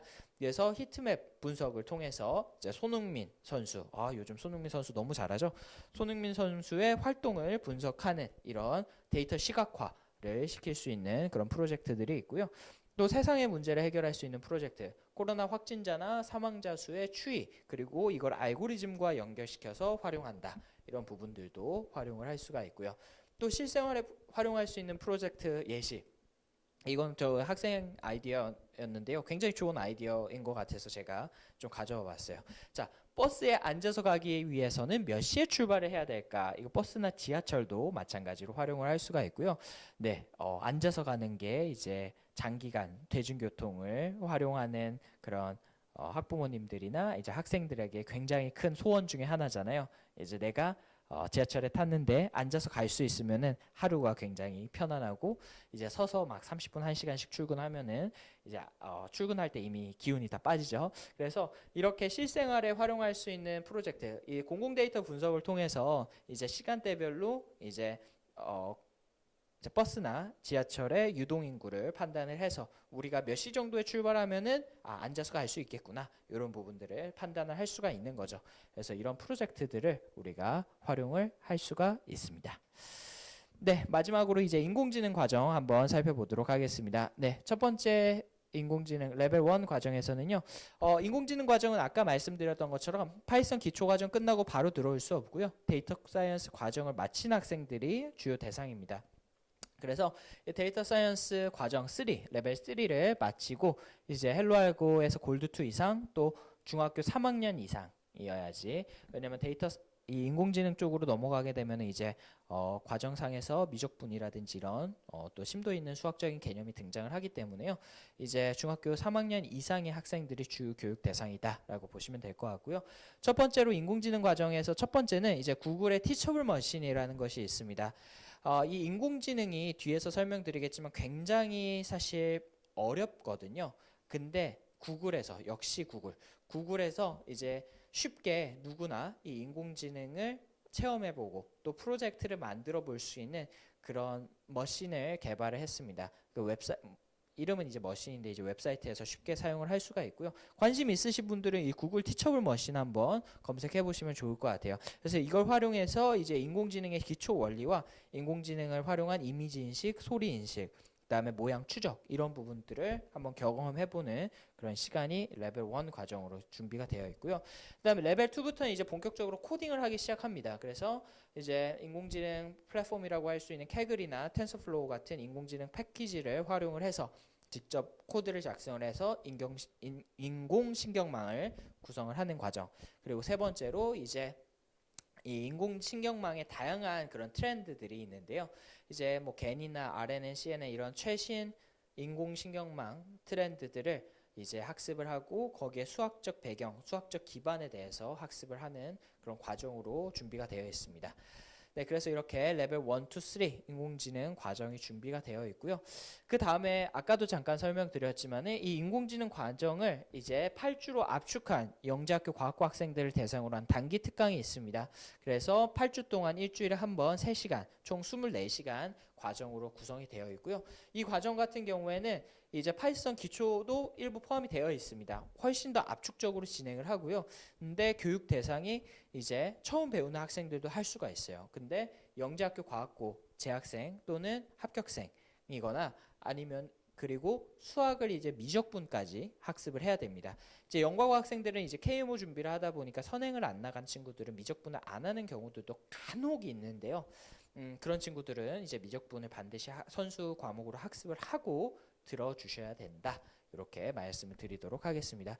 그래서 이 30주 과정을 8주 과정으로 압축을 해서 이제 학생들이 방학 끝나고 이제 학교에 갔을 때 이 인공지능과 관련된 R&E를 할 수 있도록 만들어 놓은, 준비해 놓은 단기 특강이 이제 인공지능 특강이다라고 보시면 될 것 같아요. 네, 그럼 헬로 알고의 인공지능 과정은 무엇이 다를까라고 했을 때, 당연히 이제 데이터 사이언스처럼 이 인공지능도 학생들 눈높이에 맞춰서 교육을 하는 데가 많지는 않습니다. 물론 요즘 인공지능이 워낙 트렌드다 보니까 일부 학원들에서 또 일부 교육기관들 또 요즘 학교에서도 이제 인공지능에 대해서 교육을 합니다라고 이야기는 많이 하는데요. 그거는 굉장히 이제 그냥 1차원적인 수준의 인공지능을 활용해보는 그런 교육에 그칠 뿐이지 실제로 그 내부를 이렇게 들여다보고 그걸 실제로 구현할 수 있는 정도의 수준의 인공지능 학습은 학생 수준에서는 전무한 걸로 제가 알고 있습니다. 그래서 저희도 굉장히 높은 어떻게 보면 진입 장벽을 두고서 이 과정을 학생들한테 교육을 진행을 하는 건데요. 저희가 이제 인공지능 과정에서 가장 많은 고민을 했습니다. 이 어려운 부분을 어떻게 학생들에게 잘 가르치면서 또 이걸 활용해서 학생이 입시에 활용할 수 있는 그런 차별화된 포트폴리오를 만들 수 있을까에 대해서 고민을 많이 했고요. 결국에는 저희가 방법을 찾았습니다. 일단은 개념부터 활용까지 이제 학생들 눈높이에 맞춰서 인공지능을 배운다라는 점이 헬로 알고 인공지능 과정의 차별점이라고 보시면 될 것 같은데요. 이제 뭐 방금도 말씀드렸던 것처럼 이 인공지능을 개념부터 배워 나간다는 것은 이제 학교의 학부 전공생들에게도 굉장히 어려운 그런 쉽지 않은 일이거든요. 근데 이걸 이제 학습을 할 수 있는 방법이 뭐가 있을까라고 했을 때 이제 인공지능뿐만 아니라 모든 학습의 그 방법론에 있어서 제일 처음에는 개념 원리를 배우고 그 다음에 개발을 배우고 그 다음에 활용을 이렇게 배우는 순서대로 우리가 공부를 하게 되잖아요. 근데 인공지능을 이 학습의 방법론에 따라서 공부를 하게 되면은 여기서 한 90% 이상의 학생들은 아마 포기를 하게 될 겁니다. 왜냐하면은 이 개념 원리를 이해하는 것이 지금까지 석사, 박사, 수많은 연구원분들의 피와 땀이 섞여 있는 그런 굉장히 어려운 그런 개념이기 때문이죠. 그러면은 개념 원리조차도 이해를 못한 상태에서 개발과 활용을 하기란 쉽지가 않겠죠. 그래서 저희는 이 학습의 방법을 뒤집었습니다. 네, 그래서 맨 처음에 앞에서 레벨 1, 2, 3 설명드렸던 것처럼 처음에 인공지능을 활용하는 방법에 대해서부터 먼저 활용을 할 거예요. 그래서 학생들이 인공지능이 이렇게 작동을 하는구나. 우리가 인공지능을 활용해서 이런 것들을 만들어 볼 수 있구나라는 점을 통해서 쉽고 재미있게 처음에 인공지능에 대한 학습을 시작을 할 거고요. 그 다음에는 이제 인공지능 개발을 할 겁니다. 직접 본인의 코드를 작성을 해서 인공지능 프로젝트들을 나만의 프로젝트 형태로 개발을 해 나갈 거고요. 맨 마지막에 이제 개념 원리에 대한 학습을 진행을 하는 거죠. 그래서 단순히 활용하고 개발하는 것뿐만 아니라 내가 이 원리를 탐구하고 또 이해하고 적용함으로써 연구과제 R&E까지 쓸 수 있는 그런 수준의 학습이 진행이 되는 거죠. 그래서 이러한 학습의 방법론을 바탕으로 해서 저희가 학생들 눈높이에 맞춰서 쉽고 재미있게 인공지능 과정을 준비를 했습니다. 네, 그래서 네, 아이고 잠시만요. 네, 그래서 이제 활용 부분에 있어서는요. 방금 말씀드렸던 것처럼 이제 구글에서 개발한 이제 티처블 머신이라는 그런 웹사이트가 있습니다. 거기에서 이제 인공지능 프로젝트들을 만들어 보고 체험을 해볼 수가 있고요. 그 다음에는 개발단으로 넘어가게 되면은 인공지능 이제 플랫폼이죠. 이제 캐글이나 이제 텐서플로우 활용해서 이제 인공신경망 직접 작성해 보는 거. 그리고 이제 개념 원리로 가게 되면은 이제 R&E 논문을 이제 작성을 할 수 있는 역량을 배양을 하게 됩니다. 그리고 이거 실제로 오늘 제가 사실 설명회를 좀 압축적으로 진행을 하기 위해서 앞에 저희 수상 실적들을 다 뺐습니다. 이제 헬로 알고 설명회 많이 들으신 학부모님들께서는요, 오늘 뭔가 허전한데 싶은 그런 분들이 많이 계실 텐데요. 네, 저희가 오늘 설명회를 좀 압축적으로 진행하기 위해서 저희의 자랑이라고 할 수 있는 그런 실적들을 다 뺐습니다. 근데 이 논문 같은 경우에는요, 이제 MIT에서 학부생 대상으로 이제 연구 논문 공고에서 이제 고등학생으로는 유일하게 이제 채택된 그런 연구 논문인데요. 이 논문을 가져온 이유가 헬로 알고에서 공부한 학생이 이제 이 논문이 채택이 됐다라는 거죠. MIT에서요. 그래서 이 친구가 작성한 논문이요. 이제 그 인공지능과 관련된 그런 연구 논문이었습니다. 그래서 제가 잘은 아마 안 보이시겠지만은 이 연구 논문까지 만들 수 있는 과정이 준비가 되어 있다. 그래서 이걸 통해서 소프트웨어 특기자 전형 또 영재 과고 학생들 같은 경우에는 R&D 논문까지 만들 수 있는 충분한 역량을 배양을 할 수가 있다라는 점을 말씀드리도록 하겠습니다. 네, 그래서 다시 정리하면은요, 이제 학생들 수준에 맞춰서 이 인공지능도 활용이 가능합니다. 첫 번째로 인공지능 활용단에서는 이제 전공적 합성, 이제 생기부 관리 이런 쪽으로 갈 수가 있는 거고, 인공지능 개발로 가게 되면은 대외 공모전 수상할 수 있는 정도의 역량, 또 인공지능의 개념 원리 하게 되면은 R&D 논문 쪽 산출물 이런 쪽을 통해서 소프트웨어 특기자 전형을 준비를 할 수가 있게 된다라는 거죠. 그래서 이 인공지능 과정도 전체는 30주로 되어 있지만은 그 안에를 쪼개면은 학생 수준에 맞는 입시 준비가 가능하다라는 점이고요. 저희 헬로알고 인공지능 과정 같은 경우에는 결국에는 학생 중심, 학생 눈높이, 학생 수준에 맞는 그런 교육을 진행하는 것이 1차적인 목표다. 이렇게 생각을 해주시면 좋을 것 같습니다. 네, 그럼 이제 인공지능 과정에서 뭘 배울까에 대해서 소개해 드려 보도록 할 텐데요. 먼저 헬로알고 인공지능 프로젝트 같은 경우에는요, 전공자 수준과 그리고 학생의 창의성이 결합된 그런 국내 최고 수준의 인공지능 프로젝트들이 준비가 되어 있다라고 보시면 될 것 같습니다. 그래서 이제 학생만의 창의적인 프로젝트, 책의 내용을 음악으로 표현하기라는 그런 프로젝트가 있었는데요. 이제 책에 수많은 그런 데이터들이 있잖아요. 그리고 예를 들어서 소설책이라고 했을 때 굉장히 이제 즐거운 내용들의 그런 소설일 수도 있고 굉장히 좀 우울한 슬픈 내용의 그런 책일 수도 있죠. 그러면은 이걸 데이터를 이제 학습을 시킵니다. 그럼 단어라든지 이런 부분들, 문맥 이런 부분들을 파악을 해서 이제 재밌는 내용의 소설책은 즐거운 분위기의 음악이, 또 슬픈 내용의 책은 좀 슬픈 음악이 나오게끔 우리가 학습을 시켜서 실제로 음악을 자동 생성해주는 인공지능 개발을 할 수가 있게 되고요. 또 두 번째로 세상의 문제를 해결할 수 있는 프로젝트, 랜섬웨어 경로를 예측을 하는 겁니다. 그래서 최근에 랜섬웨어가 공격한 대상들을 분석을 해서 이 다음에 어디를 공격을 하겠구나 이런 부분들을 학습을 통해서 진행을 할 수가 있고요. 그다음에 실생활에 활용할 수 있는 프로젝트, 네, 정시 지원 합격 예측입니다. 그래서 이거는 이제 이런 프로젝트들을 만들어 나가겠다 이런 부분들인데요. 실제로 이런 서비스가 있다고 해요. 그래서 빅데이터 기반으로 해서 학습을 시켜서 학생의 성적과 그 다음에 이번에 배치표 또 백분위 이런 부분들을 파악을 해서 가나다군의 학생이 지원을 했을 때 합격을 예측해주는 그런 인공지능 플랫폼도 개발을 할 수가 있는 거죠. 요거는 만들면은 대박 나지 않겠어요? 네, 그래서 이런 실생활에 활용할 수 있는 프로젝트들까지 개발이 가능하다라는 점 소개해 드리도록 하겠습니다. 네, 그리고 제가 이렇게 국내 최고 수준 자신 있게 말씀드릴 수 있는 가장 큰 이유가 있겠죠. 바로 이러한 교육을 진행하는 국내 최고 수준의 강사진들에 대해서 소개해 드릴 텐데요.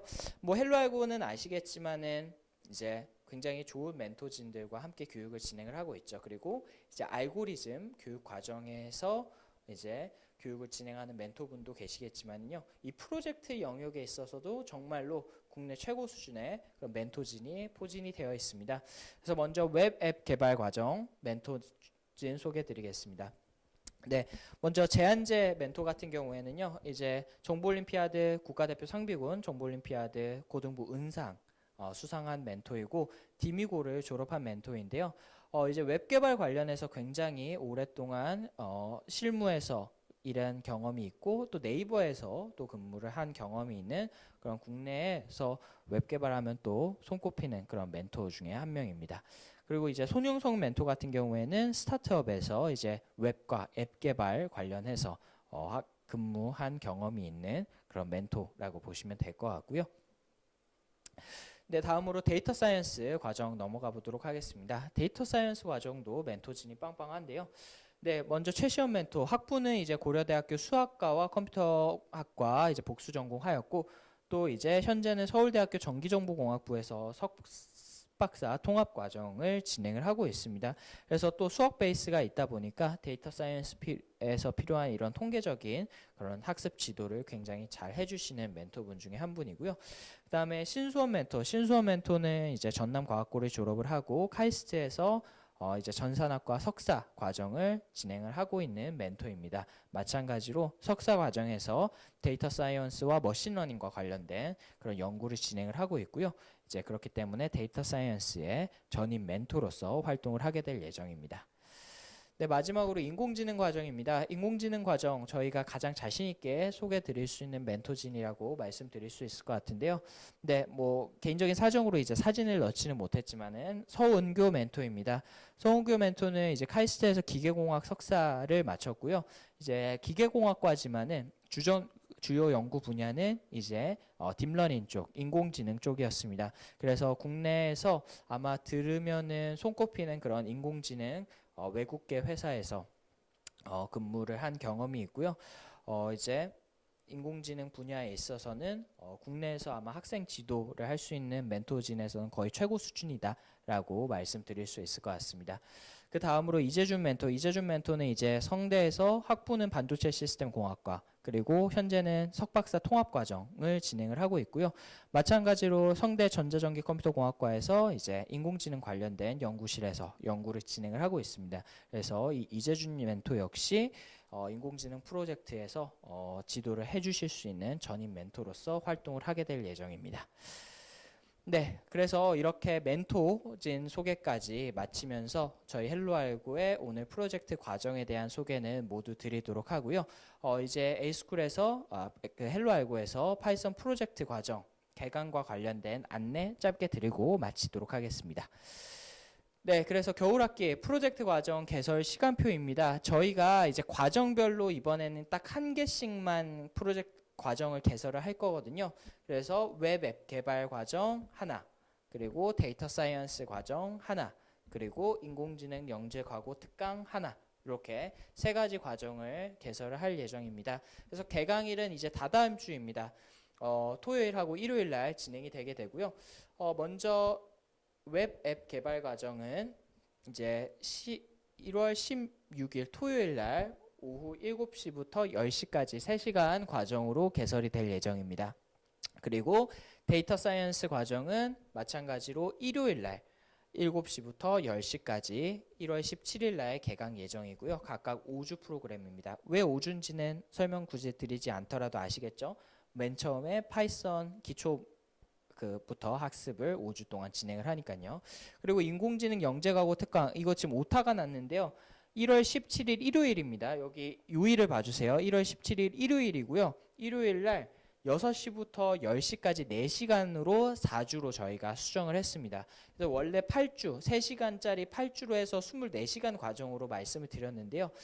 지금 중간에 또 설도 껴있고 그래서 저희가 과정을 좀 압축했습니다. 그래서 4시간 6주 동안의 프로젝트 과정으로 준비를 했으니까요. 관련해서 참고해 주시기를 부탁드리겠고요. 이제 상기 시간표는 학부모님들의 수강 신청 수요에 따라서 조금씩 변동될 수 있다라는 점은 참고해 주시길 부탁드리겠습니다.